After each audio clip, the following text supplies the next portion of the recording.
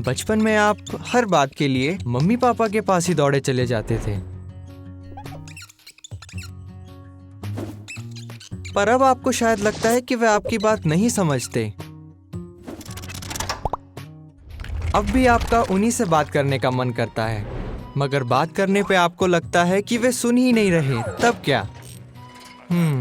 आप शायद चिल्ला के बात करें, पर इससे वे आपकी सुनने नहीं लगेंगे और आप उनकी इज्जत भी नहीं कर रहे होंगे।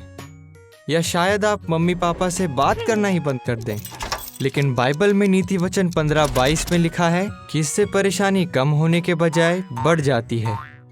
चुप्पी साधने से कुछ हासिल नहीं होता। बेहतर है कि आप बात करने के लिए सही वक्त का इंतजार करें।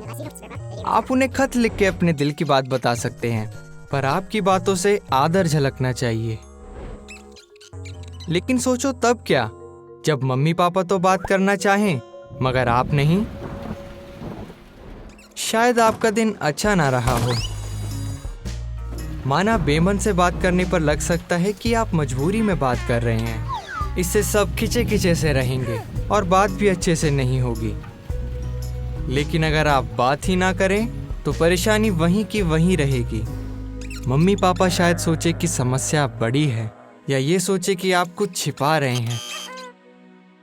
तो क्यों ना कोई ऐसी बात करें जिससे तनाव ना हो, या फिर जो आपको मज़ेदार लगे। इससे तनाव कम होगा और बात भी अच्छे से होगी। कहने का मतलब है, मम्मी पापा आपकी मदद करना चाहते हैं और आपको भी उनकी मदद चाहिए। तो जो कहिए सोच समझ के कहिए, इज्जत से कहिए। मम्मी पापा को दुश्मन नहीं, दोस्त समझिए। सच कहें तो आपको ऐसे दोस्त चाहिए जो आगे आने वाली मुश्किलों का सामना करने में आपकी मदद करें।